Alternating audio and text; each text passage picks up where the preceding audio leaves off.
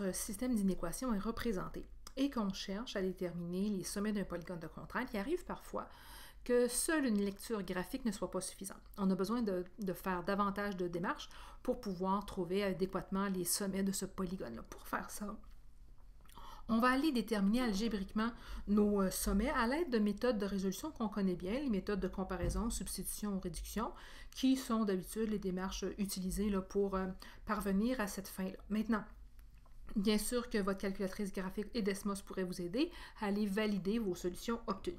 Alors allons-y avec cet exemple-ci qui va nous demander, donc à partir d'un polygone connu, de déterminer d'abord les inéquations, puis ensuite les sommets qui sont solutions de cette inéquation-là. Alors allons-y. Commençons d'abord par structurer légèrement les choses. D'abord, je vais identifier clairement mes inéquations. Donc, dans mon graphique, je vais ajouter les informations suivantes. Donc, la droite rouge, je la considérais comme étant ma première inéquation. Et moi, je vois aussi donc deux autres droites. Une droite verte, pointillée, ça sera ma deuxième inéquation. Et une droite bleue, pleine, ça sera ma troisième. Avec cette façon-là de structurer les choses, je pourrais donc dire que ma première inéquation, qui vient de la droite frontière, y est égal à 2x plus 2, comme on veut que cette droite-là, on colore, on hachure en dessous pour nous permettre d'obtenir la zone jaune, bien il faut nécessairement que mon symbole ce soit plus petit ou égal, parce que la droite est pleine en soi, et on est en dessous pour la zone colorée. Ensuite, pour la deuxième inéquation, je vois qu'elle est pointillée, donc je ne pourrais pas avoir de symbole avec une égalité, et je vois que je dois être en dessous. Donc, à partir de l'équation de la droite frontière, je devrais choisir le symbole strictement plus petit. Et pour la dernière, je vois que la droite, elle est pleine, donc dans mon symbole, je devrais avoir une égalité présente, mais j'observe aussi que cette droite-là, pour qu'elle me permette d'obtenir la zone jaune colorée, je dois avoir assuré la partie qui se trouve au-dessus, donc plus grand ou égal.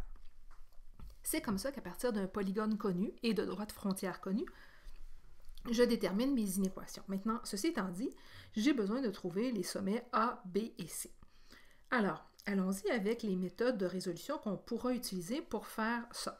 Moi, je vais utiliser un système pour représenter ma façon de résoudre le tout.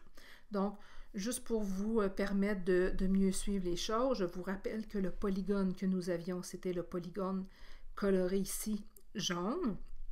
C'est la zone qui m'intéresse, donc que je considère comme étant mon ensemble solution.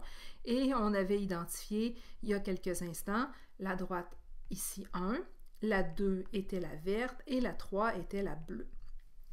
Alors, ceci étant dit, on va utiliser les méthodes substitution, comparaison, réduction pour trouver, entre autres, le sommet A, le sommet B et le sommet C. Pour le sommet A, je vais devoir utiliser la droite numéro 1 avec la droite numéro 3 parce que ce sont ces deux droites-là, la rouge et la bleue, qui se croisent et qui forment le point A, l'intersection. Donc, si j'utilise la méthode de comparaison avec l'équation rouge et l'équation bleue, j'aurai 2x plus 2 est égal à moins 0,5x plus 5. Donc, 2,5x est égal à 3, ou encore x est égal à 1,2. Ensuite, je pourrais utiliser une de mes deux équations, par exemple celle-ci, en allant substituer la valeur de mon x, j'obtiendrai y est égal donc à 2 fois 1,2 plus 2, c'est-à-dire 4,4. Mon sommet A sera donc 1,2, 4,4. Pour le sommet B, je pourrais faire la méthode de comparaison avec la droite rouge et la droite verte, donc avec la droite 1 et la droite 2, et par méthode de comparaison, je pourrais trouver ici que le sommet B est le sommet 3,25, 8,5, tout comme pour le sommet C, je pourrais prendre la droite 2 et la droite 3, et j'obtiendrai, encore une fois, par la méthode de comparaison, le sommet 20 tiers, 5 tiers.